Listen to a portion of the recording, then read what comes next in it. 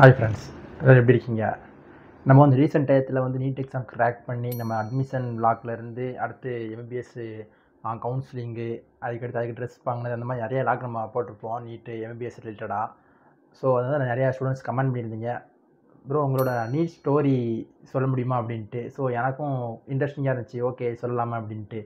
அதனால் வந்து எனக்கு நீட் எக்ஸாம் எப்படி தெரிஞ்சது, எனக்கு எப்படி நான் வந்து அதை படிக்க ஸ்டார்ட் பண்ணேன், அதுக்கடுத்து என்னோடய 3 அட்டெம்ப்ட்டில் நான் எந்த மாதிரி ப்ராப்ளமாக ஃபேஸ் பண்ணி எதெல்லாம் சாக்ரிஃபைஸ் பண்ணேன், ஒரு கவர்மெண்ட் ஸ்கூல் படிச்சுட்டு அதுலேயும் தமிழ் மீடியத்தில் படிச்சுட்டு எப்படி என்னால் இந்த எக்ஸாம் எதிர்கொண்டு நீட் கிராக் பண்ணி ஒரு சீட் எடுக்க முடிஞ்சிச்சு, அந்த மாதிரி என்னோடய ஸ்டார்டிங்லேருந்து எண்டிங் வரைக்கும் ஷார்ட்டாக அப்படியே மேலோட்டமாக வந்து நீட் ஸ்டோரியை வந்து என்னால் முடிஞ்ச அளவுக்கு ஷார்ட்டாக சொல்கிறதுக்கு ட்ரை பண்ணுறேன். நான் சொல்லும்போது உங்களுக்கு எதுவும் இதில் வந்து இதை பற்றி வந்து ஸ்பெசிஃபிக்காக நீங்கள் கொஞ்சம் டீட்டெயில்ஸ் சொன்னால் நல்லாயிருக்கும். அந்த மாதிரிலாம் நீங்கள் வந்து கமெண்ட் பண்ணலாம். ஃபார் எக்ஸாம்பிளுக்கு வந்து நான் வந்து தமிழ் மீடியத்தில் தான் படித்தேன், பட் வந்து நான் வந்து என்னோடய தேர்ட் அட்டெம்ப்ட்டில் வந்து நான் இங்கிலீஷில் தான் கொஸ்டினே அட்டன் பண்ணேன் ஃபுல்லாகவே, தமிழ் வந்து பார்க்கவே இல்லை. ஸோ வந்து தமிழ்லேருந்து எப்படி இங்கிலீஷ்க்கு மாறினீங்க, அதுக்கு என்னென்னலாம் ஸ்ட்ரகிள் பண்ணி எப்படிலாம் அதுக்கு ப்ரூவ் பண்ணி அந்த மாதிரிலாம் நீங்கள் ஸ்பெசிஃபிக்காக எடுக்கணும். அதுக்கும் நான் தனி வீடியோ போடுவேன், ஓகேவா? சரி, இப்போ வந்து என்னோடய நீட் ஸ்டோரிக்குள்ளே வந்து என்ட்ராகும். ஃபஸ்ட்டு வந்து கொரோனா. நான் வந்து மிடில் ஸ்கூலில் படிக்கும்போது எனக்கு வந்து எந்த ஒரு ஐடியாவுமே கிடையாது நீட்டை பற்றி. பட் வந்து என்னோடய டீச்சர் வந்து கேட்டிருப்பாங்க, அவர் நம்ம எப்போதுமே 6, 7, 8 படிக்கும்போதெல்லாம் டீச்சர்ஸ்லாம் கேட்பாங்க, அவங்களுக்கு என்னென்ன எய்ம் இருக்குது, நீங்கள் என்ன ஆசைப்படுறீங்க அப்படின்ட்டு. அப்போ 6 ஆளுக்கு ஒன்று சொல்லும்போது நான் வந்து என்னோடய சயின்ஸ் மேடம் அவங்ககிட்ட வந்து நான் வந்து டாக்டர் ஆக போகிறேன், நான் வந்து டாக்டர் ஆகிட்டு அவங்களுக்கு வந்து இலவசமாக ட்ரீட்மெண்ட் பண்ணுவேன், அவங்களுக்கு வந்து இலவசமாக நான் வந்து ஊசி போடுவேன், அந்த மாதிரிலாம் சொல்லி காமெடி பண்ணுவேன். அதை தான் உங்கள் டீச்சர் கூட ஒரு நாள் நான் பார்க்கப்பட்டு சொல்லியிருப்பாங்க. டீச்சர் டாக்டர் ஆகின பிறகு உங்களுக்கு நான் ஃப்ரீ ட்ரீட்மெண்ட் கொடுப்பேன் அப்படின்னு சொன்னாங்க. இப்போ நீங்கள் வந்து அதை பார்த்துருப்பீங்க. ஸோ அப்படி தான் இருந்துச்சு. பட் அது வந்து லாட்டு போக்கில் தான் சொன்னது. அது வந்து சீரியஸாக எடுத்துக்கல. அப்போ வந்து எனக்கு வந்து என்ன மாதிரி டாக்டர் ஆகுதுக்கு என்ன ஆகணும், அதுக்கு நீட் எக்ஸாம் எழுதணும்னு கூட எனக்கு அப்போ தெரியாது. ஸோ அது அப்படி போயிடுச்சு. அதுக்கடுத்து நான் வந்து 9th வந்து higher secondary school ICI boys ஸ்கூலில் போய் ஜாயின் பண்ணேன். 9th அதுவும் தமிழ் மீடியம் தான். அப்போது போய்கிட்டு இருக்கும்போதே 9th வந்து கொரோனா வந்துடுச்சு. ஸோ 9th பாதி வழி தான் படித்தேன், அதுக்கடுத்து எதுவுமே படிக்கலை. அதுக்கடுத்து 10th அப்படி தான், அடுத்து 11th அப்படி தான். 11th வந்து லாஸ்ட் ஒரு 2 மாதம் தான் ஸ்கூலுக்கு போகிற மாதிரி இருந்துச்சு. ஆக மொத்தம் 3 வருஷம் கொரோனாலே போயிடுச்சு. கொரோனா அப்போ நம்ம வெளியும் வர முடியாது. ஸோ அந்த மாதிரி டயத்தில் வந்து எனக்கு வந்து செல்லு மட்டும் தான் கையில் இருந்துச்சு. செல்லில் தான் நம்ம வந்து எதாவது பண்ணிக்கலாம். அப்படி இருக்கப்போ நான் வந்து இன்ஸ்டாகிராம் அந்த மாதிரிலாம் ஓப்பன் பண்ணி வந்து ரீல்ஸ் போட ஆரம்பித்தேன். ரீல்ஸ் வந்து பயங்கரமாக போட்டுக்கிட்டு இருப்பேன். அப்போ வந்து எனக்கு என்ன ஆசை இருந்துச்சுன்னா, சரி நம்ம வந்து ஒரு ஆக்டர் ஆயிடுவோம் அப்படின்ற பேரில் நான் ரீல்ஸ் எடுத்து போட்டுக்கிட்டே இருப்பேன். என் பாட்டு நல்லாயிருக்கும் நான் பாட்டுக்கு அப்லோட் பண்ணிகிட்டே இருக்கேன். அதில் தான் போட்ட வீடியோ தான், அந்த கொரோனா டயத்தில் எடுத்த வீடியோஸ் தான் அவ்வளோ நான் இப்போ வரைக்கும் போட்டுக்கிட்டு இருக்குது. இப்போ ரீசெண்டாக எடுக்கிறது வந்து அந்த மாதிரி நான் ரீல்ஸ் ஆக்டிங் பாட்டுக்கு அந்த மாதிரி பண்ணி அவ்வளோ போட்டிருக்க மாட்டேன்.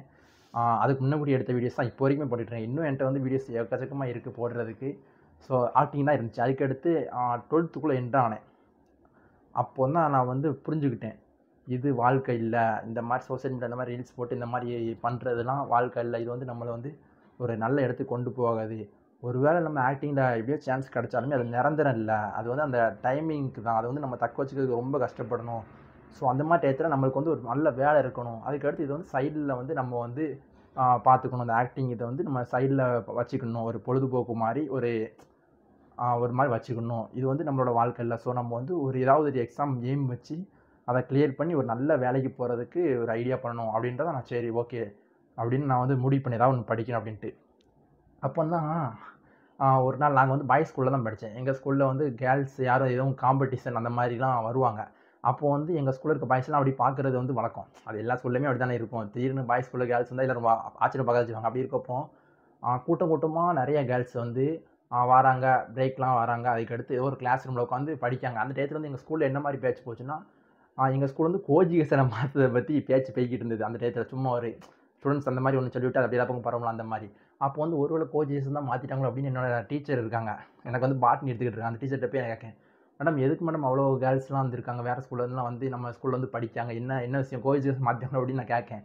அப்போ வந்து டீச்சர் சொல்லுதாங்க, இல்லைடா அவங்கலாம் நீட் கோச்சிங்க்காக வந்திருக்காங்க. ஃப்ரீ நீட் கோச்சிங் வந்து நம்ம ஸ்கூலில் கொடுக்கோம், நிறைய வாலண்டியர் டீச்சர்ஸ்லாம் வந்து எடுக்கிறாங்க அந்த மாதிரி. அப்போ தான் ஓ அப்படியா. அப்போ வந்து நான் 11th படிச்சுட்டு இருந்தேன். 11th லாஸ்ட் 2 மாதம் தான் ஓப்பன் பண்ணி நாங்கள் அப்போ போய்கிட்டு இருந்தேன். அப்போ தான் மேடம் நானும் நீட் எழுதலாம், நீட் எதுக்கு எழுதுறாங்க அப்படின்னு நான் கேட்டேன். அப்போ எனக்கு நீட்டை பற்றி ஒன்றுமே தெரியாது. அப்போ நீட் வந்து எதுக்குன்னா, நம்ம வந்து எம்பிபிஎஸ் டாக்டர் ஆகுதாங்கல்ல, அதுக்கு வந்து இதான் என்ட்ரன்ஸ் எக்ஸாம், இதில் பாஸ் பண்ணாலும் நம்ம வந்து அந்த எக்ஸாமுக்குள்ளே வந்து போக முடியும் அப்படின்னு சொல்லியிருந்தாங்க. ஓ அப்படியா, நானும் அதை படிக்க போகிறேன் மேடம் அப்படின்னு ஒரு மேடம்கிட்ட சொன்னேன். மேடம் வந்து நீ 12th படிச்சுட்டு தான் நேற்று நீ போயிருக்கலாம், இருந்தாலும் நீ நம்ம ஸ்கூலில் வேறு இருக்க, ஆர்வமாக வேறு கேட்க, சரி நான் வந்து உனக்கு ஹெச்எம் சார்கிட்ட கூட்டு போகிறேன், ஹெச்எம் சார்கிட்ட கேளுன்னு சொன்னாங்க. உடனே நான் ஹெச்எம் சார்கிட்ட போய் சார் நான் நீட் எழுதணும்னு ஆசைப்படுறேன், டாக்டர் ஆக போகிறேன் அப்படின்னு சொல்லி சொன்னேன். உனக்கு தமிழ் பேர் ரிசர்வேஷன் வந்து அப்போ தான் கொண்டு வந்திருக்காங்க, அமல்படுத்திருக்காங்க, அப்போ தான் வந்த புதுசு. அது இருக்காடா அது அப்படின்னா என்ன அப்படின்னு நான் கேட்கேன் ஹெச்எம் சார்கிட்ட. நீ 6லேருந்து 12th வரைக்கும் கவர்மெண்ட் ஸ்கூலில் தான் படிச்சிருக்கேன். ஆமாம் மேடம். ஆமாம் சார், நான் வந்து 6லேருந்து 8th வரைக்கும் அங்கே தான் படித்தேன். இப்போ வந்து 9th 10th இங்கே தான் படிச்சிருக்கேன். இப்போ வந்திருக்கேன். அப்போ உனக்கு சொன்ன பேர் ரிசல்ட் உண்டு.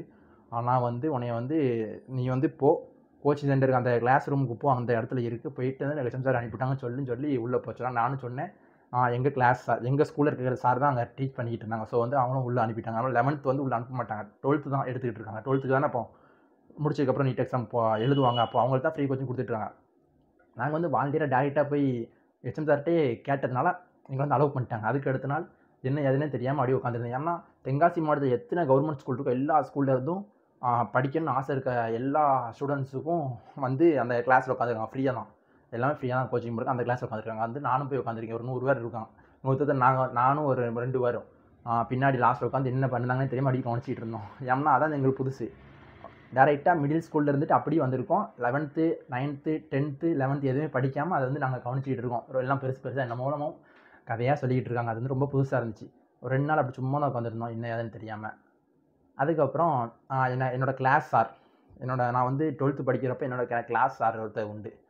எனக்கு ஃபிசிக்ஸ் எடுப்பாங்க. அவங்க தான் அங்கே வந்து ஃப்ரீ நீட் கோச்சிங் ஃபிசிக்ஸ் எடுப்பாங்க. அவங்க வந்து அந்த சாரும் ஹெச்எம் சாரும் சேர்ந்து நீட்டுக்கு புக் வந்து ஃப்ரீயாக அவங்களே எங்களுக்கு வந்து கொடுத்தாங்க. ஒரு 3 ஸ்டூடெண்ட்ஸ் இருந்தாங்க. எங்கள் 3 ஸ்டூடெண்ட்ஸ் வந்து நீட் வந்து ஃப்ரீ புக் அவங்களே கொடுத்து இதை தாண்டா படிக்கணும். அது வந்து எதுக்கு கொடுத்தாங்கன்னா பாட்னி சுவாலஜி பயாலஜிக்கு மட்டும் கொடுத்தாங்க. அந்த ராஜேஷ் நீட் பயாலஜின்ட்டு இந்த இருக்கு பாருங்கள், இந்த புக்கு, இந்த 2ம் ஸ்கூலில் கொடுத்தது. அந்த புக்கு தான் ஃபஸ்ட்டு வந்து இதை தான் படிக்கணும்னு சொல்லி கொடுத்தாங்க பயாலஜிக்கு. ஏன்னா நான் தமிழ் மீடியமா, தமிழ் வந்து என்சிஆர்டி புக்குமே எங்களுக்கு புரியாது. ஏன்னா இங்கிலீஷே எங்களுக்கு சுத்தமாக தெரியாது. எனக்கு தெரியாது. இங்கிலீஷ் வந்து எங்கள் ஸ்கூலில் எப்படி சொல்லி தருவாங்கன்னா ஜஸ்ட் சிம்பிளி மக்கப், எல்லாமே மக்கப்பு. அந்த கிராமர், இந்த ஆடு, வில்லு, உட் அந்த மாதிரி தான். அந்த மாதிரி சென்டென்ஸில் ஒரு சென்டென்ஸில் நடிச்சு வரும்போது எல்லாம் எதுக்கு வருதுன்னு தெரியாது. அது எப்படி கோர்வையாக சேர்த்து ஒரு மீனிங் கொண்டு வரணும், அந்த மாதிரி எந்த ஒரு ஐடியாவுமே கிடையாது. ஏன்னா எங்களுக்கு சொல்லிக் கொடுத்து நாங்கள் படிச்சிருப்போம். அது எங்களுக்கு சொல்லி கொடுக்கல, நாங்களும் தெரிஞ்சுக்கல. அப்படி இருக்கப்போ இங்கிலீஷே சுத்தமாக தெரியாது. எல்லாமே மனப்பாடம் பண்ணி தான் பாஸ் ஆகி வந்தது இங்கிலீஷ் லாங்குவேஜ் சப்ஜெக்ட் பொறுத்தளவுக்கு. அப்படி இருக்கப்போ தமிழில் இந்த 2 புக்கு தான் அப்போதைக்கு அவைலபிளாக இருந்தது எங்களுக்கு. அதுவுமே மொழிபெயர்ப்பு வந்து என்சிஆர்டி புக் அப்படியே இருக்கும்னு சொல்ல முடியாது. கொஞ்சம் மாறும், இல்லாமல் இருக்கும். அதுக்கடுத்து அண்டர்ஸ்டாண்ட் பண்ணிக்கிறதும் கொஞ்சம் கஷ்டமாக தான் இருக்கும். ஸோ இந்த 2 புக்கை தான் அப்போ வந்து எங்களுக்கு கொடுத்து இதை தான் படிக்கணும் அப்படின்னு ஃப்ரீயாகவே ஸ்கூல்லேருந்தே கொடுத்து எங்களுக்கு வர சொன்னாங்க. அந்த ஃப்ரீ நீட் கோச்சிங் வந்து நான் போனேன்னு சொன்னேன்ல, அது வந்து எப்படின்னா வீக்கெண்ட் சனி ஞாயிறு மட்டும் போகுது மாதிரி இருக்கும். சனி ஞாயிறில் மட்டும் போகணும். அதுக்கடுத்து ஒரு 3 சனி ஞாயிறு, ஒரு 4-5 சனி ஞாயிறு போயிருப்பேன். அதுக்கடுத்து லாஸ்ட்டில் 12th எக்ஸாமில் முடிச்சதுக்கப்புறம் ஒரு 30 நாள் கிளாஸ் இருந்துச்சு தொடர்ந்து. அதில் வந்து ஒரு 10 நாள் மட்டும் தான் போனேன். அதுக்கடுத்து எனக்கு வந்து எக்ஸாம் ஸ்டார்ட் ஆகிடுச்சு. ஸோ எனக்கு 11th வரக்கூடாதுன்னு சொல்லிட்டாங்க. எங்கள் 3 நாங்கள் 3 போய்கிட்டு போனோம், அவங்களை வரக்கூடாதுன்னு சொல்லிட்டாங்க. அதுக்கடுத்து ஒரு 30 கிளாஸ் நான் அட்டன் பண்ணியிருப்பேன். அவ்வளோதான். அந்த 30 கிளாஸ் அட்டன் பண்ணலையுமே ஒரு 10 கிளாஸ் முடிஞ்ச வரைக்கும் எப்படி படிக்கணும், எந்த மாதிரி படிக்கணும் ஒன்றுமே தெரியாது. ஏன்னா எங்கள் ஸ்கூலில் எப்படி படிக்க வைப்பாங்கன்னா, எங்களோட புக்கில் வந்து பின்னாடியே புக் பேக் கொஸ்டின் இருக்கும். அந்த கொஸ்டினை மட்டும் குறித்து கொடுத்து அப்படியே மனப்பாடம் பண்ணு அப்படின்னு சொல்லுவாங்க. புரிஞ்சு கூட எங்களுக்கு படிக்க தெரியாது. அந்த மாதிரி தான் இருந்தோம். அப்படி இருக்கப்போ நீட் வந்து எப்படின்னா அந்த புக்கில் இருக்க ஒரு லைன் பை லைன் மாறாமல் அப்படியே படிக்கணுமா கான்செப்ட் புரிஞ்சு அப்படி சொன்னதுக்கப்புறம் அதெல்லாம் எப்படி படிக்கணும்னு எங்களுக்கு தெரியாது. அப்போ நாங்கள் என்ன பண்ணுவோம், அந்த ஸ்டோரி புக் வாசிக்கிற மாதிரி சும்மா எடுத்து போட்டு ஒரு லைனாக அப்படி வாசிக்கிட்டே இருப்பேன். சும்மா ஒரு லைன் ஒரு பாடத்தை ஒரு 5 ஆட்டே வாசிச்சிருப்பேன். அது எப்படி படிக்கணும் அப்பவும் எனக்கு தெரியாது. ஸ்டோரி புக் வாசிக்கிற மாதிரி தான் லைனாக வாசிக்கிட்டே இருப்பேன் அந்த தமிழ் புக் எடுத்து. அதுக்கடுத்து தான் எங்கள் சார் வந்து இந்த மாதிரி ஒரு கொஸ்டின் பேங்க் புக் வாங்கணும்ப்பா, அதை வாங்கிட்டு ஒரு டாபிக் எடுத்துக்கிறது, ஒரு லெசனில் நிறைய டாபிக், அதில் ஒரு டாபிக் வந்து டாப் 2 பாட்டம் நல்லா லைனாக வாசித்து கதையை அண்டர்ஸ்டாண்ட் பண்ணிக்கணும். அதுக்கடுத்து அதே டாப்பிக்கை கொஸ்டின் பேங்க் புக்கில் எடுத்து அதை வந்து ப்ராக்டிஸ் பண்ணணும். அதை படித்து பாராமல் உனக்கு ஆன்சர் தெரியுதான்னு பார்க்கணும். அப்படின்னா தான் உனக்கு அது வந்து மைண்டில் ஆழமாக பதியும். அதுக்கடுத்து இப்படி தான் படிக்கணும்னு ஒரு ஐடியா கிடைக்கும் அப்படின்னு சொன்னாங்க. உடனே நான் அதை ஃபாலோ பண்ணேன். அந்த கொஸ்டின் பேங்க் புக் வந்து இந்த Rajesh NEET biology Tamil medium book வாங்கினேன்னா அதிலே கொஸ்டின் பேங்க் புக் வந்து அவங்ககிட்ட அதில் நம்பர் கொடுத்துருந்தாங்க. அந்த நம்பருக்கே ஃபோன் பண்ணி இந்த மாதிரி தமிழ் மீடியம் ஸ்கூல்லேருந்து படிக்கேன் அப்படின்னு சொல்லி கேட்டு அவங்கள்ட்ட வாங்கிட்டேன். அதுக்கடுத்து அதை ப்ராக்டிஸ் பண்ணேன். ஒரு டாபிக் படிச்சுட்டு அப்படி தான் அதுக்கடுத்து எனக்கு புரிய வந்துச்சு. இப்படி தான் படிக்கணுமா அப்படின்னு எனக்கு தெரிய வந்துச்சு. அது எப்போனா ஒரு 2 மாதத்துக்கு அப்புறம் தான் நான் அதே புரிஞ்சுக்கிட்டேன். அதுக்கடுத்து ஒரு லெசனாக நான் அந்த மாதிரி வாசி ரொம்ப ரிப்பீட்டாக ஒரு லெசனே ஒரு 10 வாட்டி மேலே வாசிக்கப்புறம் எப்படி படிக்கணும், எந்த மாதிரி தான் படிக்கணும் அப்படின்ட்டு ஒரு ஐடியாவே எனக்கு கிடச்சது. ஏன்னா அப்போ வந்து ரொம்ப ரொம்ப மட்டமாக தான் நாங்கள் இருப்போம். கவர்மெண்ட் ஸ்கூலில் எப்படி நடத்துவாங்கன்னு அந்த ஸ்கூலில் படித்தவங்க தான் தெரியும். அது எல்லா ஸ்கூல்லையும் நான் சொல்ல வரல, ஒரு சில ஸ்கூலில். இந்த இடத்துல நீங்கள் ஒரு கேள்வி கேட்கலாம், நீங்கள் மேக்ஸ் பயாலஜி குரூப் தான் எடுத்திருப்பீங்க, அப்போ வந்து ஸ்கூல்லையே ஃபிசிக்ஸ், கெமிஸ்ட்ரி, பயாலஜிலாம் நடத்துவாங்க அப்படின்ட்டு. கவர்மெண்ட் ஸ்கூலில் வந்து இந்த மாதிரிலாம் நம்ம எதிர்பார்க்க முடியாது. எனக்குமே எடுத்துக்கோங்களேன், பயாலஜி வந்து அந்தளவுக்கு ஒழுங்காக நடத்த மாட்டாங்க. லைன் பை லைன் அந்த மாதிரிலாம் நடத்தி கான்செப்ட் சொல்லிக் கொடுக்க மாட்டாங்க. சும்மா மேலோட்டம் ஏதோ ஒரு மாதிரி பண்ணுவாங்க. அது நடத்துறது மாதிரியே தெரியாது சொல்லப்போனால். அதில் வந்து நம்ம வந்து நீட்டுக்கெலாம் ப்ரிப்பேர் பண்ணுற அளவுக்குலாம் படிக்க முடியாது. ஏன் போர்டு எக்ஸாமுக்கே நம்மளாம் முயற்சி எடுத்து கஷ்டப்பட்டு படித்தா மட்டும்தான் நம்மளால் அடுத்த லெவலுக்கு வர முடியும். அந்த மாதிரி தான் இருக்கும். அப்படி இருக்கப்போ கெமிஸ்ட்ரியும் அது அப்படி தான். அது போர்ஷன் மட்டும் குறித்து கொடுத்து அந்த மாதிரியே மக்கப் பண்ணுறது மாதிரியே படிக்கிற மாதிரியே முடிஞ்சிருச்சு. அதுக்கடுத்து எனக்கு வந்து ஃபிசிக்ஸ் மட்டும் கொஞ்சம் நல்லா இருந்தது எனக்கு 12th படிக்கும்போது. ஏன்னா என்னோடய NEET coach free NEET coaching எடுத்தாங்கல்ல ஒரு சார், அதுவும் அந்த சார் தான் எனக்கு கிளாஸ்லேயே ஃபிசிக்ஸ் எடுப்பாங்க. அவங்க தான் என்னோடய கிளாஸ் சாருமே. ஸோ அவங்க வந்து எனக்கு நல்லா எடுத்தாங்க. அவங்க வந்து ஸ்கூலில் வந்து கேஹெச்எம். அதனால் வந்து எனக்கு வந்து நீட் ரிலேட்டடான ப்ராப்ளம் எப்படி ஃபேஸ் பண்ணணும் அது சொல்லிக் கொடுக்கறதுக்கு வந்து எங்கள் கிளாஸுக்கு எங்கள் ஸ்டூடெண்ட்ஸ்லாம் சொல்லிக் கொடுக்குறது வந்து டைம் வந்து அவங்கள்ட்ட இருக்காது. ஏன்னா அவங்களுக்கு நிறைய வேலை இருக்குமா. அதனால் லெசன் மட்டும் நல்லா சூப்பராக நடத்தினாங்க. அதனால் கான்செப்ட் மட்டும் நல்லா கிளியராக இருந்துச்சு. இந்த மாதிரிலாம் இருந்துட்டு 12th வந்து 12th என்ட்ரு ஆகுதேன். அப்போ தான் 12th என்ட்ரு ஆகுது இது நடக்கு. அப்போ 12th வந்து எனக்கு வந்து பயாலஜி அந்த மாதிரி கிளாஸில் நடத்தவே மாட்டாங்களா. அப்போ நான் என்ன பண்ணுவேன், இந்த நீட் புக் இருக்கா இதான் தூக்கிட்டு போவேன். பயாலஜியோட நம்ம ஸ்கூலில் கொடுக்குற அந்த ஸ்டேட் போர்ட் புக்கு தூக்கிட்டு போக மாட்டேன். இந்த புக்கு தான் தூக்கிட்டு போய் நான் பாட்டு உட்காந்து ரீட் பண்ணிக்கிட்டே இருப்பேன். ஒரு லெசனை ரீட் பண்ணுவேன். ரீட் பண்ணி ஒரு லெசனை கம்ப்ளீட் பண்ணி அந்த இடத்துல நான் வந்து கொஸ்டின் போட்டு வைப்பேன். ஓஎம்ஆர் சீட் இருக்கலாம், அது வந்து காப்பி வந்து நிறைய ஜெராக்ஸ் போட்டு வச்சுருவேன் கலர் பிரிண்டில். அதை வந்து ஒரு லெசன் முடிக்க நான் பாட்டுக்கு ஒர்க் அவுட் பண்ணிக்கிட்டே இருப்பேன். கிளாஸில் ஃப்ரீ டைம் கிடைக்கிறப்ப எல்லா அப்போவுமே நான் அந்த பயாலஜி தான் புக்கை எடுத்து நான் பாட்டுக்கு ஒரு லெசன் எடுத்து ரீட் பண்ணி மெனி டைம் ரீட் பண்ணி அந்த லெசனை புரிஞ்சுக்க ட்ரை பண்ணுவேன். ஃபுல்லாகவே தான் பண்ணிட்டு இருந்தேன். ஃப்ரீ பீரியட் எனக்கு எல்லா பீரியடுமே ஃப்ரீயாக தான் இருக்கும். என்ன அந்த ஃபிசிக்ஸு மேக்ஸு வரப்போ மட்டும் மேக்ஸு இங்கிலீஷு இது வரப்போ மட்டும் எனக்கு வந்து கிளாஸ் நடக்கும், அவங்க வந்து சிஸ்டம் நடக்கும். மற்றது எல்லாமே ஃப்ரீயாக தான் இருந்தேன். அப்படி இருக்கப்போ இதான் ஃபுல்லாகவே இதான் படிச்சுட்டே இருக்கப்போ அப்போ வந்து எனக்கு என்னன்னா இந்த மாதிரி சிலபஸ் இந்த மாதிரி சப்ஜெக்ட்லாம் யூடியூப்பில் வந்து இந்த சப்ஜெக்டோட நேமை போட்டால் நம்மளுக்கு வந்து நடத்துவாங்க அப்படின்றது எனக்கு தெரியாது. அப்படி இருக்கப்போ எனக்கு வந்து எப்போ தெரியுமா, என்னோட நீட் எக்ஸாம் ஃபஸ்ட் அட்டம் முடிஞ்சு செகண்ட் அட்டம் வந்து என்ட்ரு ஆகும்போது இந்த கோர்ஸ் என்ட்ரு ஆகும்போது தான் இந்த மாதிரி ஒரு லெசன் யூடியூப்பில் நடத்துகிறாங்களா, அப்போ இதை பார்த்து படிக்கிறோம் அப்படின்னு அப்போ தான் எனக்கு தெரிய வருது. அப்படி இருக்கப்போ யூடியூப்பில் வந்து நான் அந்த மாதிரி ஒரு பயாலஜியில் ஒரு லெசன்லேயுமே போட்டுலாம் நான் வந்து பார்க்குறது இல்லை. அது பார்க்கும்போது தெரியாது. அப்படி இருக்கப்போ நானே தான் வாசிப்பேன். நானே தான் புரிஞ்சுக்கிட்டு எதுவும் லைன் 2-3 லைன் தெரியலாட்டி அது வந்து நான் சார்கிட்ட போய் டவுட்டு கேட்டு அந்த மாதிரி தான் படிச்சுட்டு இருந்தேன். ஸோ அப்படி தான் என்னோடய ஃபஸ்ட் அட்டம். அதுக்கு நான் ப்ரிப்பேர் ஆனேன். 12th படிக்காமல் இந்த மாதிரி தான் இதுக்கு தான் படிச்சுட்டு இருந்தேன்.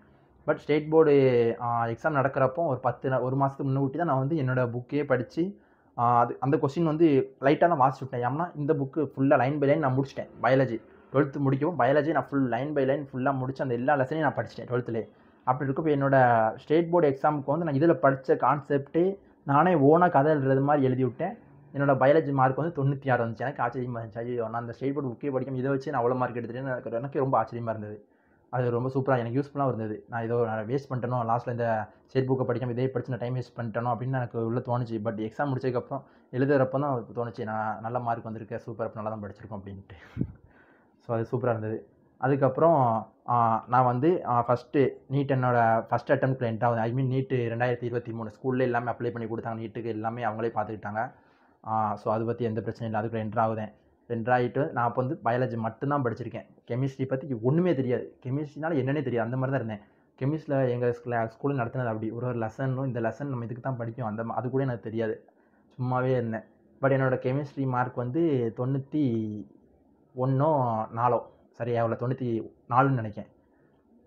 இந்த 94 மார்க் வந்து நான் தகுதி இல்லாதவன் சொல்ல போனேன். ஏன்னா கான்செப்ட் அண்டர்ஸ்டாண்ட் பண்ணிலாம் கெமிஸ்ட்ரியில் அந்த போர்டு எக்ஸாம் நான் வந்து பரிசு எழுதுனது கிடையாது. Just mug up. அதுக்கு வந்து அவ்வளோ மார்க் வந்து நான் தகுதி இல்லை. அதான் நான் சொல்லுவேன். இப்போ என்னோடய நீட் எக்ஸாமில் நான் வந்து ஓஎம்ஆர் சீட்டு எனக்கு கிடச்சிச்சின்னா நான் வந்து ஸ்க்ரீனில் போடுறேன். நான் கெமிஸ்ட்ரியில் ஒன்றுமே அட்டன் பண்ணியிருக்க மாட்டேன். ஃபிசிக்ஸில் வந்து 5 கொஸ்டின் அட்டன் பண்ணேன். நீட்டாக 5 கொஸ்டின் அட்டன் பண்ணி 5மே ரைட்டாக இருந்துச்சு. ஏன்னா என்னோடய சார் வந்து எனக்கு சொல்லிக் கொடுத்தது, எனக்கு கிளாஸில் நல்லா அண்டர்ஸ்டாண்ட் பண்ணி சொல்லிக் கொடுத்தது மாதிரி அது வந்து எனக்கு வந்து அண்டர்ஸ்டாண்ட் பண்ணி சொல்லிக் கொடுத்ததுனால எனக்கு வந்து அதில் வந்து கொஞ்சம் போட முடிஞ்சு கொஸ்டின். அதனால் 5 கொஸ்டின் போட்டு 5மே ரைட்டாக இருந்துச்சு. கெமிஸ்ட்ரி போடவே முடியல. ஃபிசிக்ஸ் போட்டால் 5 கொஸ்டின் 5மே ரைட்டு. பயாலஜினா ஃபுல் கொஸ்டினும் வந்து ஷேர் பண்ணி வச்சிருக்கேன். அது எத்தனை மணி நேரம் நான் பயாலஜி கொஸ்டின் மட்டும் போட்டோம்னா ஒரு 3 மணி நேரத்தில் ஒரு 2.5 மணி நேரம் பயாலஜி மட்டுமே அட்டன் பண்ணியிருப்பேன். ஏன்னா நான் தமிழ் மீடியமாக, அதனால் தமிழ் வந்து கொஸ்டின் பேப்பர் வந்து அவங்க தாறுமாறாக எடுத்திருப்பாங்க. எப்படின்னா டிரான்ஸ்லேஷன் தப்பாக இருக்கும். ஓப்பனாக சொல்லுவேன், தப்பாக இருக்கும். அதுக்கடுத்து நம்மளுக்கு புரியாது, ஈஸியாக புரியாது. தலைகீழ மொழிபெயர்த்து வச்சுருப்பாங்க. யாரும் மொழிபெயர்க்கவே தெரியாதவங்க கிட்ட கொடுத்த மாதிரி மொழிபெயர்த்து வச்சுருப்பாங்க தமிழில். அது இல்லாமல் தமிழ் மீடியம் ஸ்டூடெண்ட்ஸ்க்கு என்ன ஒரு பிரச்சனைனா, இங்கிலீஷில் ஒரு வேர்டுக்கு தமிழில் நிறைய அர்த்தம் உண்டு. அது வந்து உங்களுக்கு தெரியும். அப்படி இருக்கப்போ நம்ம அந்த தமிழ் புக்கில் டிரான்ஸ்லேட் பண்ண புக்கில் நம்ம ஒரு வேர்டை படிச்சிருப்போம். அந்த வேர்டே அந்த நீட் கொஸ்டின் பேப்பரில் அந்த வேர்டே வரும்னு நம்மளால் சொல்ல முடியாது. புரியுதா? அப்படி இருக்கப்போ ஒரு இங்கிலீஷ் வேர்டுக்கு ஒரு 5 தமிழ் வேர்டு இருக்குன்னா அதில் ஏதாவது ஒரு வேர்டை வச்சு அவங்க மொழிபெயர்த்திருப்பாங்க. கொஸ்டின் பேப்பரில் டிரான்ஸ்லேட் பண்ணுவாங்க. கொஸ்டின் பேப்பர் வந்து வந்து இங்கிலீஷில் தான் எல்லாத்துக்குமே எடுப்பாங்க. அதுக்கு அடுத்து மற்ற லாங்குவேஜில் மொழிபெயர்ப்பு பண்ணுவாங்க. அப்போ மொழிபெயர்ப்பு பண்ணுறவங்க வந்து வேறு ஏதோ ஒரு வேர்டு தமிழ் வேர்டு போட்டு பண்ணியிருப்பாங்க. நாங்கள் வேறு ஏதோ வேர்டு வந்து படிச்சிருப்போம். அப்படி இருக்கப்போ எங்களுக்கு வந்து நாங்கள் படித்த கொஸ்டினே வந்திருந்தாலுமே எங்களுக்கு வந்து ஆன்சர் பண்ண முடியாது. நாங்கள் வந்து குழம்பிக்கிட்டு இருப்போம். அதுக்கு அடுத்து ஆன்சர் கீழே வந்து செக் பண்ணும்போது ஐயோ இது நம்மளுக்கு தெரியுமே அப்படின்னு அப்போ தான் தோணும். இந்த மாதிரி தமிழ் மீடியம் ஸ்டூடெண்ட்ஸ் வந்து நிறைய ஃபேஸ் பண்ணுவோம்.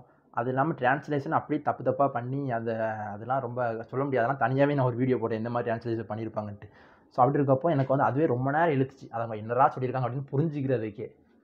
அதனால் வந்து என்னோடய ஃபஸ்ட் அட்டெம்ப்டில் மார்க் நான் எத்தனை எடுத்தேன்னா ஒரு 270 சம்திங் எடுத்தேன். அது என்னென்னு நான் வந்து சொல்கிறேன். இப்போ சரியாக நான் கவனிக்கலை. ஓகேவா? அதுக்கப்புறம் 271 மார்க் எடுத்திருந்தாலுமே நான் வந்து எப்படின்னா எனக்கு கிடைக்கும் பார்டரில் இருந்தேனா. அப்போ வந்து நீட் வந்து செமினல் ரிசல்ட்ஸ் வந்து புதுசாக. ஸோ என்னோடய கம்யூனிட்டிக்கு வந்து பார்டர் மார்க்கில் நான் இருக்கேன். ஏன்னா 2023 நான் எழுதியிருக்கேன். 22 வந்து என்னோடய கட் ஆஃப் வந்து இந்த 271 மார்க் அப்படின்னு நினைக்கிறேன் சம்திங். அதுக்குமே கம்மியாக தான் இருந்தது. ஸோ எனக்கு கிடைக்கலாம் அப்படி இருந்துச்சு. ஸோ நானும் கிடைக்கும் அப்படின்னு நம்பிக்கையில் இருந்தேன்.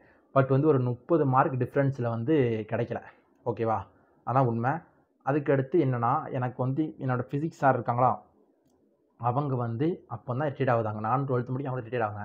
ரிட்டையர்ட் ஆன கையோடு அவங்க வந்து நீட் கோச்சிங் சென்டர் வந்து ஸ்டார்ட் பண்ணாங்க. ஒரு சின்னதாக ஒரு இடத்த வந்து தென்காசியில் ஒரு நேம் வந்து தென்காசி நீட் கோச்சிங் சென்டர் அப்படின்ட்டு ஒரு நீட் கோச்சிங் சென்டர் வந்து ஆரம்பித்தாங்க. அதில் நான் போய் ஜாயின் பண்ணிட்டேன். அங்கே வந்து கவர்மெண்ட் ஸ்கூல் ஸ்டூடெண்ட்ஸ் நிறைய பேர் வந்து ஜாயின் பண்ணாங்க. ஃபீஸுமே எல்லா கவர்மெண்ட் ஸ்கூல் ஸ்டூடெண்ட்ஸ்னால எப்போதுமே எப்படியும் கொஞ்சம் புவராக தான் இருப்பாங்க. அப்படி இருக்கப்போ அவங்களும் படிக்கணும், அவங்களும் இதை படித்து நல்ல நிலைமைக்கு வரணும், நீட் எக்ஸாம் கிளியர் பண்ணணும் அப்படின்ற ஒரு நல்ல எண்ணத்தில் அவங்க வந்து ஃபீஸ் வந்து மொத்தமே ஒரு இயருக்கு 20,000 தான் வாங்கினாங்க. ஸோ அந்த 20,000 கொடுத்து நான் அவங்ககிட்ட தான் படித்தேன். ஓகேவா? அப்படி படிக்கிறப்போ அவங்க வந்து நல்லா சொல்லி கொடுத்தாங்க. பயாலஜி வந்து எனக்கு வந்து கிளியராக இருந்தது. ஏன்னா பயாலஜியுமே ஒரு ரிட்டையர்டான சார், பாட்னி சார் வந்து ஒரு ரிட்டையர்ட் ஆனாங்க. அவங்க வந்து சுவாலஜி, பாட்னி எல்லாத்தையுமே வந்து இங்கிலீஷ் புக்கை வந்து அப்படியே தமிழ் டிரான்ஸ்லேட் பண்ணி ஷார்ட் நோட்ஸாக ஒரு பாடத்தை என்சிஆர்டி புக்கில் வந்து ஒரு 10 பேஜுக்கு இருக்குன்னு அவங்க வந்து ஒரு 2 பேஜில் வந்து ஒரு பாடத்தை தமிழை டிரான்ஸ்லேட் பண்ணி முடிச்சு இதை மட்டும் படிங்கப்போ இதுதான் ஒரு வாட்டி சொல்லி கொடுத்துருவாங்க. அதை வந்து நான் வந்து இந்த புக்கை படிச்சுட்டு என்னோடய ராஜேஷ் டிரான்ஸ்லேட் புக் இருக்குல்ல அதை படிச்சுட்டு அதை வந்து ஒரு கிளான்ஸ் நல்லா ரீட் பண்ணுவேன். உடனே எனக்கு எல்லாமே புரிஞ்சிடும். அதுக்கடுத்து நான் பயாலஜி வந்து நல்லா ஆன்சர் பண்ணி நல்லா இது பண்ணுவேன். தமிழ்லே தான் படித்தேன் ஃபஸ்ட் அட்டெம்ப்டில். ஏன்னா இங்கிலீஷ் தெரியாமல் நான் வந்து இங்கிலீஷில் கோச்சிட முடியாதுல்ல. ஸோ என்னோடய ஃபஸ்ட் அட்டம் முடிச்சு செகண்ட் அட்டெம்ப்டில் அந்த கோச்சிங் சென்டர் போய் படித்தப்போ நான் ஃபுல்லாகவே தமிழில் தான் படித்தேன். இந்த பயாலஜி மட்டும் சார் வந்து இந்த மாதிரி புக்கு இருக்குது, அதுக்கடுத்து சார் இந்த மாதிரி நோட்ஸ் மாதிரி எழுதி கொடுத்தாங்களா தமிழில் ட்ரான்ஸ்லேட் பண்ணி. அதனால் எனக்கு வந்து அது யூஸ்ஃபுல்லாக இருந்துச்சு. அதனால் பயாலஜி நல்லா போச்சு. கெமிஸ்ட்ரி ஃபிசிக்ஸில் தான் நான் வந்து வசமாக மாட்டிக்கிட்டேன். எப்படின்னா கெமிஸ்ட்ரி ஃபிசிக்ஸ்க்கு வந்து என்னோடய ஸ்டேட் போர்ட் புக் தான் தமிழ் எனக்கு இருக்குது. அந்த ஸ்டேட் போர்ட் புக் வந்து ரொம்ப இருக்கும். எப்படின்னா என்சிஆர்டி புக்கில் கெமிஸ்ட்ரியில் ஒரு லெசன் இருக்குது, ஆர்கானிக் லெசனில் ஒரு லெசன் இருக்குன்னு வச்சுக்கோங்க. அதே நம்ம ஸ்டேட் போர்ட் புக்கில் பார்த்தோம்னா எக்கச்சக்க ரியாக்ஷன் கொடுத்துருப்பான். ஐ மீன் ஆலன் மாடல் படிச்சதுதான் தெரியும். அவங்கெல்லாம் எப்படி எக்கச்சக்கமாக எக்ஸ்ட்ரானரியாக புக்கில் இல்லாத எக்கச்சக்கமாக கொடுத்துருப்பாங்க. அந்த மாதிரி இருக்கும். அதோட அதிகமாகவே எங்கள் ஸ்டேட் போர்ட் புக்கில் இருக்கும். அதெல்லாம் நான் படித்தோம்னா மூளை குழம்பி ஒன்றுமே இல்லாமல் வருவேன். அந்த மாதிரி இருக்கும். ஸோ நான் வந்து என்னோடய ஸ்டேட் போர்ட் புக்கையும் நான் படிக்க முடியாத நிலைமையில் அந்த இடத்துல இருக்கேன். படித்தா நான் வந்து தேவையில்லாமல் நிறையா படித்து ஒன்றும் இல்லாமல் போயிடக்கூடாது, அந்த மாதிரி ஆயிரும். அதனால் அதையும் என்னால் படிக்க மனசு வரல. அப்படி இருக்கப்போ கெமிஸ்ட்ரிக்கு வந்து என்ன பண்ணேன்னு சும்மா அப்படி குழம்பி இன்ஸ்டியூட்டில் வந்து சின்னதாக எழுதி நோட்ஸ் கொடுப்பாங்க. எப்படின்னா இங்கிலீஷில் தான். அந்த இங்கிலீஷ் அந்த வேர்டெலாம் எனக்கு புரிஞ்சிக்கவும் முடியாது. அப்படி இருக்கும்போது ரொம்ப கஷ்டப்பட்டேன். அப்போ தான் அந்த மாதிரி யூடியூப் வந்து தெரிய வந்தது. அப்போ யூடியூப்பில் வந்து அங்கங்கே அந்த ராஜேஷ் நீட் பயாலஜி வந்து யூடியூப் சேனல்னு ஒன்று இருக்கும். அதில் போய் பார்க்கப்போ அவங்க வந்து ஷார்ட் நோட்ஸ் மாதிரி அப்படி எழுதி நடத்த ஷார்ட் நோட்ஸ் மாதிரி பண்ணுவாங்களா. அப்போ வந்து நான் எழுதி வச்சுக்கிடுவேன். அதை ஒரு லெசனுக்கும் நான் ஷார்ட் நோட்ஸ் மாதிரி எழுதி வச்சுக்கிடுவேன். அதே தான் நான் படிப்பேன். ஏன்னா எனக்கு ப்ராப்பராக ஒரு புக் கிடையாது. நான் இங்கிலீஷ் புக்கை படிக்கணும்னா எனக்கு வந்து மனசுக்குள்ளே இப்படி தான் படிக்கணும், அதுக்கு அதை புரிஞ்சுக்கோக்கு எனக்கு அப்போ வந்து பவர் கிடையாது என்னோடய மைண்டில். அப்படி இருக்கப்போ நான் வந்து அதை வந்து நான் சின்ன லைன் பெரிய இங்கிலீஷில் வந்து ஒரு பாயிண்டாக எழுதி போட்டு தான் நான் அது எப்படியாவது நான் புரிஞ்சுக்கிடுவேன். அந்த மாதிரி தான் நான் பாயிண்டாக எழுதி கெமிஸ்ட்ரி வந்து ஃபுல்லாகவே நான் படித்தேன். அப்படி இருக்கப்போ எப்படி படிக்கணும் என்ன ஏதாவது ஒன்றுமே தெரியாமல் கெமிஸ்ட்ரியில் வந்து எனக்கு பேசிக்கே தெரியாது. அப்புறம் என்னோடய ஃபஸ்ட் இயர் தான் நான் வந்து பேசிக்கே தெரிஞ்சிக்க முயற்சி பண்ணிக்கிட்டேன். என்னால் முடிஞ்ச அளவு கஷ்டப்பட்டு இந்த மாதிரி தான் கெமிஸ்ட்ரி போய்கிட்டு இருக்குது. பேசிக்கே தெரியாமல் பேசிக் மட்டும் தான் ஒரு லெசன்லேயும் படிக்கிறது மாதிரி போய்கிட்டு இருக்குது. அதுக்கடுத்து ஃபிசிக்ஸ் எப்படின்னா என்னோடய சாரே ஃபார்முலா ஷீட் மாதிரி கான்செப்ட்லாம் ஒரு 3 பக்கத்தில் ஒரு 4 பக்கத்தில் அடங்குறது மாதிரி எழுதி கொடுத்துருவாங்க.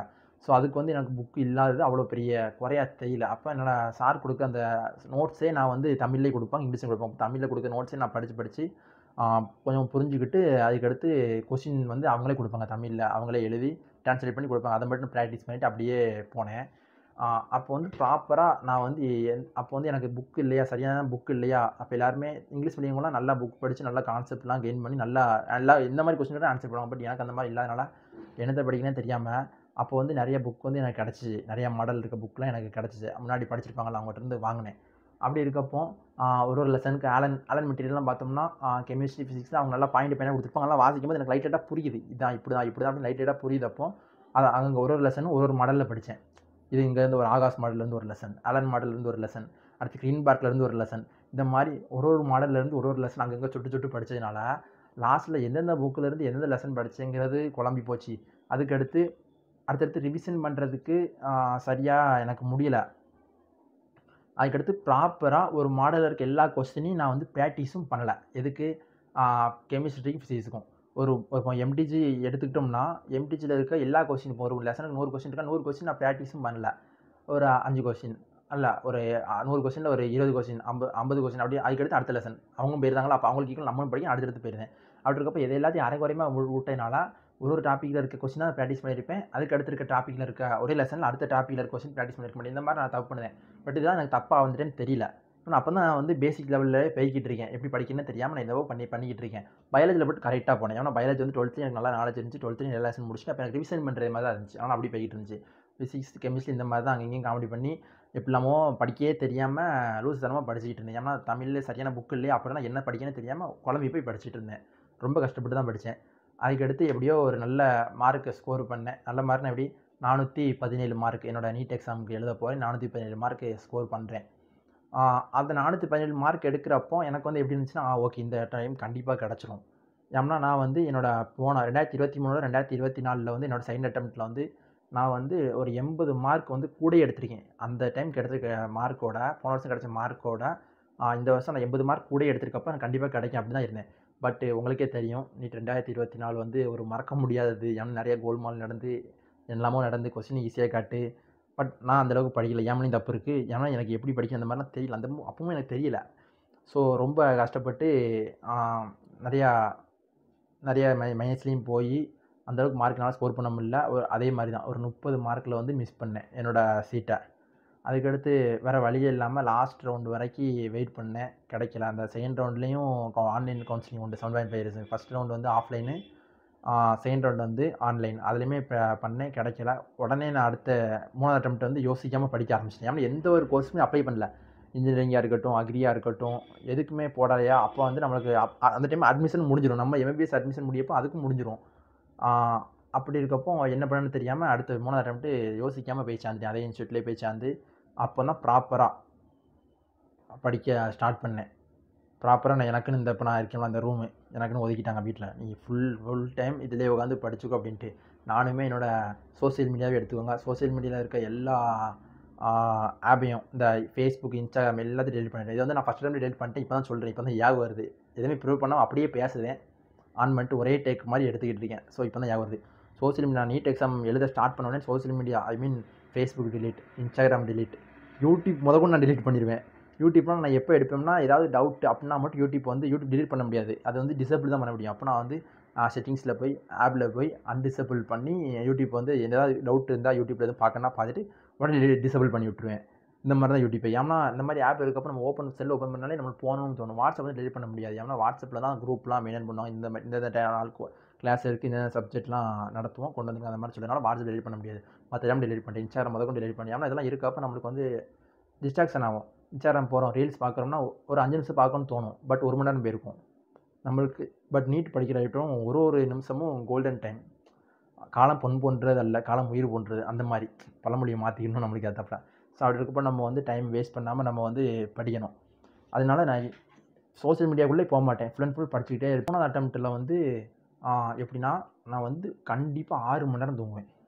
என்னோடய செகண்ட் அட்டெம்ப்ட்டில் வந்து நான் தப்பு பண்ணேன். போன மொதல் வருஷத்தில் நான் செகண்ட் அட்டெம்ப்ட்டில் என்னென்ன தப்பு பண்ணணும், ஐ மீன் ஃபஸ்ட்டு ட்ராப்பில் நான் வந்து என்னென்னலாம் மிஸ்டேக் பண்ணணும் அது எல்லாத்தையுமே ரியலைஸ் பண்ணி என்னோடய செகண்ட் ட்ராப்பில் ஐ மீன் தேர்ட் அட்டெம்ப்ட்டில் வந்து எல்லாத்தையுமே ப்ராப்பராக போனேன். எந்த ஒரு தப்புமே இல்லாதபடி கரெக்டாக போனேன். அது என்னென்ன மாதிரி நான் சேஞ்சஸ் பண்ணினேன் அப்படின்றது இப்போ ஷார்ட்டாக சொல்லுதேன். பட் உங்களோட ஃபஸ்ட் ட்ராப்பில் பண்ண என்னென்ன தப்பெல்லாம் செகண்ட் ட்ராப்பில் பண்ணலை அப்படின்னு நீங்கள் வந்து கேட்டிங்கன்னா நான் கமெண்ட் பண்ணி நான் வந்து அதை தெளிவாக சொல்லுவேன். இப்போ நான் வந்து ஷார்ட்டாக சொல்லுவேன். எப்படின்னா ஃபஸ்ட் ட்ராப்பில் வந்து நான் வந்து தூக்கம்ன்றது ப்ராப்பராக எனக்கு இருக்காது. திடீர்னு வந்து இந்த லெசன் நம்ம வந்து இன்றைக்கி முடிக்கணும், எப்படியாவது இன்றைக்கி இந்த லெசனை வந்து படிக்கணும். ஏதாவது யூடியூப்பில் வந்து ஏதாவது ஒரு லெக்சர் பார்க்கணும்னு வச்சுக்கோங்களேன். எக்ஸாம்பிள் பிஎம்என்டி, ஏன்னா பிஎம்என்டி நான் பார்த்துருக்கேன், யூடியூப்பில் வந்து பார்ப்பேன்.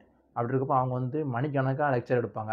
அப்போது யூடியூப்பில் ஃபிசிக்ஸ்லாம் அப்போ அதில் ஏதாவது ஒரு லெக்சரை கொடுத்துட்டு நான் உட்காருதேன். நைட்டு ஒரு 8 மணிக்கு உட்காருதேன். ஏன்னா கோச்சிங் இன்ஸ்டியூட் வந்து ஒரு 2 மணிக்கு போகிறோம், நைட்டு வந்து 7 மணிக்கு 8 மணிக்கு தான் வருவேன்.